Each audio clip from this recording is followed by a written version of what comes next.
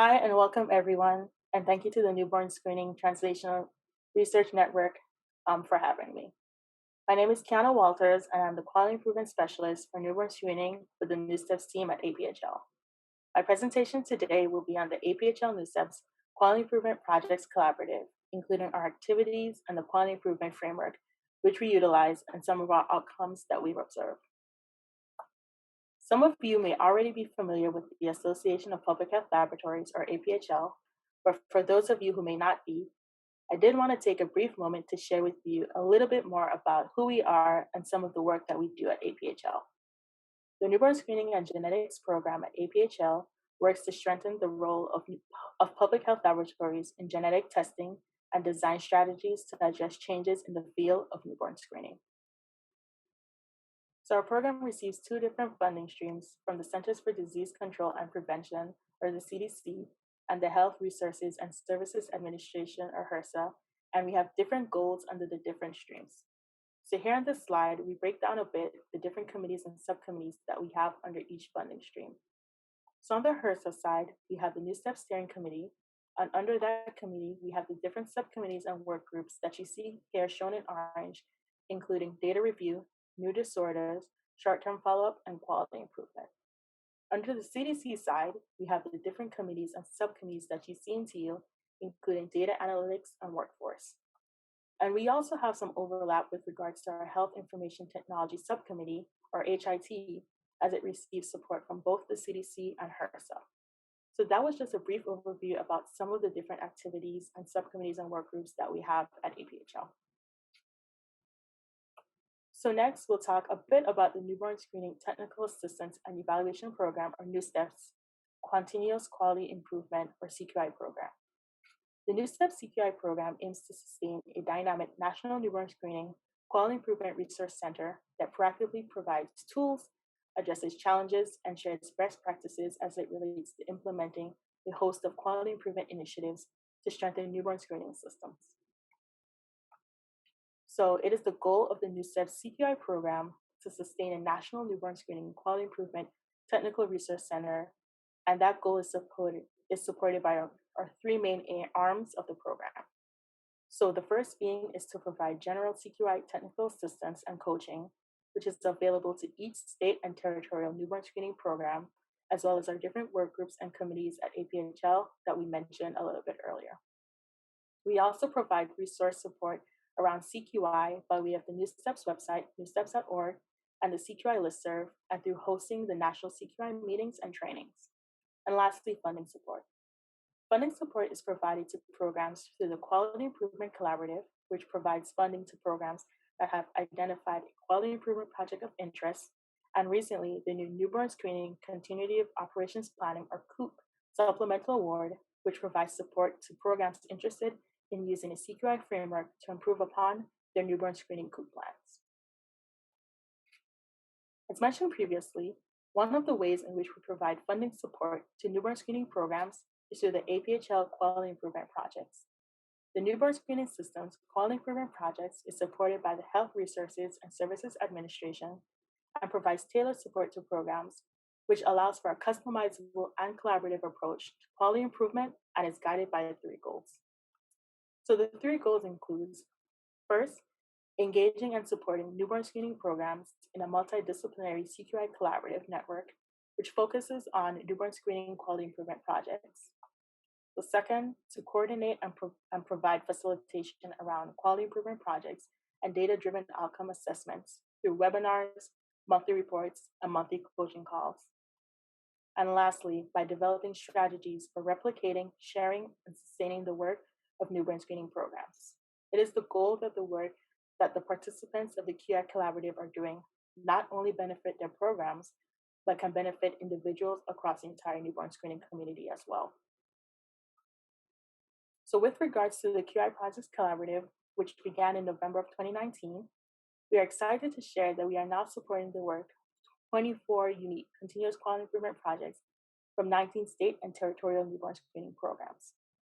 The QI Projects follows a collaborative model, which includes monthly reporting, monthly coaching calls in which programs receive coaching support on program activities from their assigned coaches, bi-monthly discussion groups, bi-monthly webinars, which covers topics such as strategies for starting a quality improvement project, measuring and interpreting quality improvement data, celebrating successes, and sustaining project gains or goals. And lastly, national meeting. We've just hosted session 1 of the APHL NewSTEPs CQI national meeting and will be hosting session 2 on August 24th, 2021.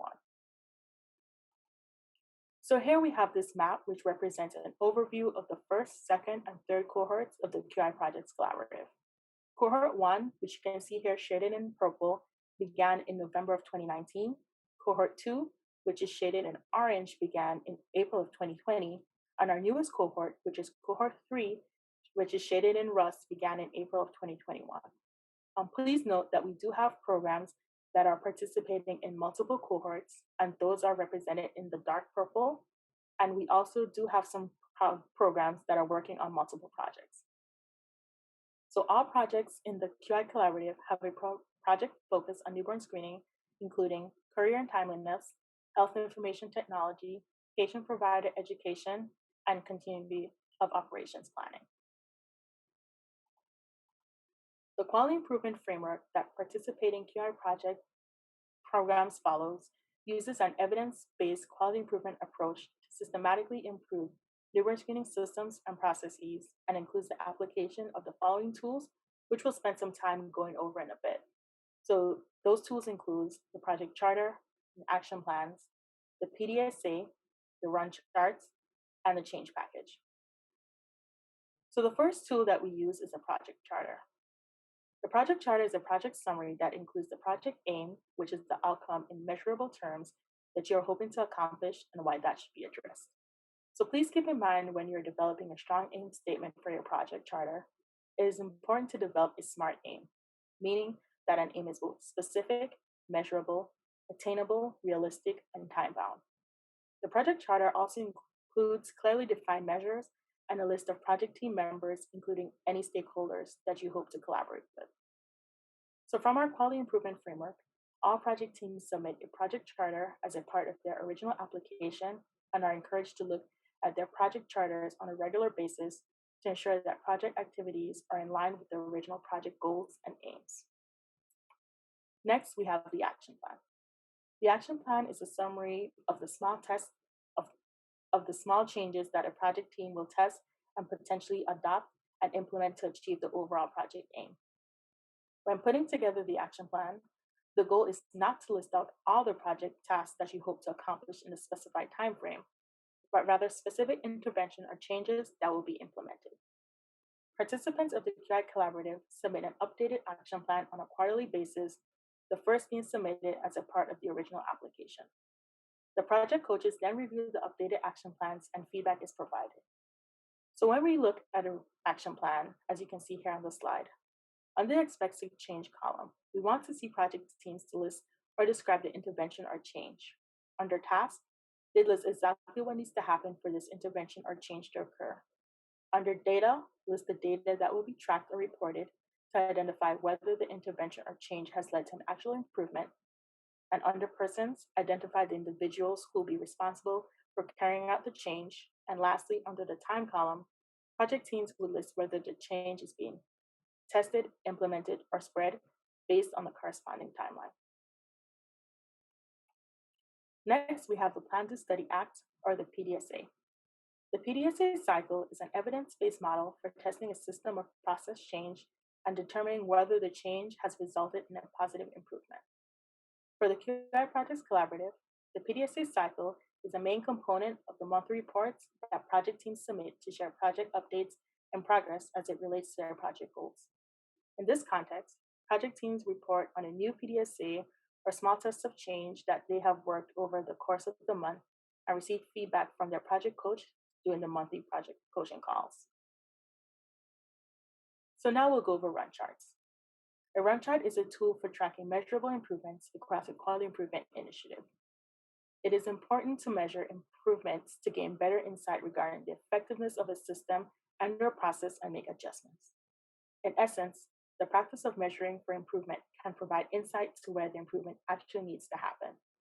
So run charts is a powerful tool that is simple to set up which tracks data over time and helps to illustrate whether or not progress is happening.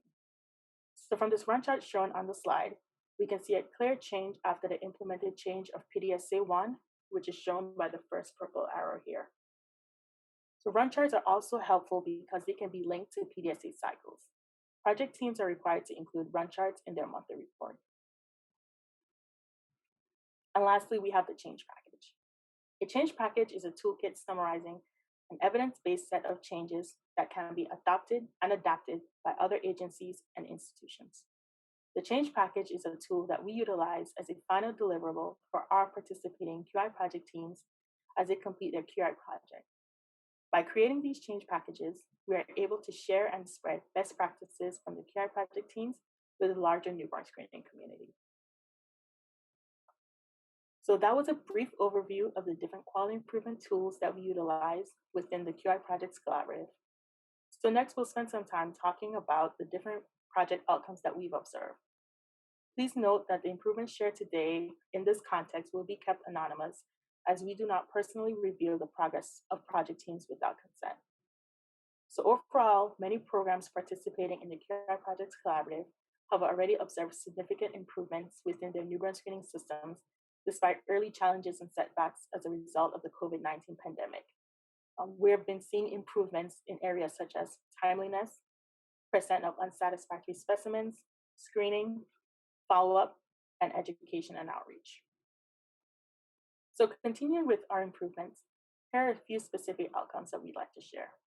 So first, we have a project team that saw a reduction in unsatisfactory specimens from 25% to less than 10%.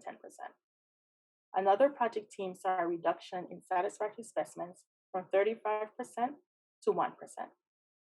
One project team saw a 24% increase in percent of abnormal results for time-critical conditions reported out by day of life 5, and the loss to follow-up rate for another project team was reduced from 4.5% in 2017 to 1.9% in 2019, with a 6.6% increase of cases closed within the benchmark of 45 days in 2019 as compared with 2017 and 2018. When we started the QI Collaborative in 2019, we did not have any projects reporting data in the form of run charts. However, as a result of a number of QI webinars, technical assistance support, and coaching from our QI project coaches and subject matter experts, as of January 2021, a majority of our programs are not only reporting their data in run charts, but seeing significant improvements in their processes. Here we have a few run charts from our project teams that we'd like to share. So the first in the upper left, which is this run chart right here, it tracks the percentages of reviewed critical congenital heart disease or CCHD over time. As we can see, when the team started tracking this data in May of 2020, the baseline was about 0%. And we can see that climb to almost 100% by November 2020. Across from that, which is this run chart right here, we see the compliance percentages for turnaround time, and we can see the compliance has increased to about 98% from a baseline of 92. It is also important to highlight that we see fluctuations in the run chart where we see compliance decrease, but the run chart points out the reason for this, problems with instruments. So we can also highlight or explain different changes in our run charts by notating it. And you can see these notations right here at these points. The next run chart tracks the percentages of specimens delivered on Monday from weekend collection, and we can see an upward progression from the baseline over time. And the last run chart, we have percent of results reported over 3 days, and we can see the progression of the data here. So these are just a few of the run charts that our project teams have been working on and submitting. So we've talked a bit about some of the outcomes that we're seeing with our QI projects, and I will talk about the significance of the collaborative model that we utilize. With the collaborative model, shared learning and collaboration can help to address system issues within newborn screening. It encourages diversity in thought and problem solving. It increases dialogue and interaction among newborn screening, and it creates a safe space for engagement and to ask questions. So APHL fosters collaboration not only with the newborn screening programs that we work with, but also with our partners and stakeholders, including NBSTRN. Ways in which we collaborate with NBS TRN includes collaborations around long-term follow-up common data elements, information sharing around new disorder pilot projects and implementation projects, and routine coordination of emerging newborn screening issues. So in summary, it is the goal of the NewSTEPs CQI program to assist newborn screening programs in identifying strengths and weaknesses within the newborn screening system and testing and implementing sustainable solutions. As illustrated here in this chart, the activities of the NewSTEPs CQI program includes hosting national webinars, providing coaching and technical assistance, which is available to each newborn screening program, providing funding support, sharing online resources and tools via the NewSTEPs website or CQI listserv, and lastly, by hosting national meetings and trainings. So thank you all again for joining this presentation. For more information on the NewSTEPs CQI program, or if your program is interested in receiving support in any of the areas shared, including coaching and technical assistance, please reach out to me at Kayana.Walters@aphl.org or Chanel Norman, who is our Quality Improvement Manager at Chanel.Norman@aphl.org. Thank you all again and enjoy the rest of the meeting.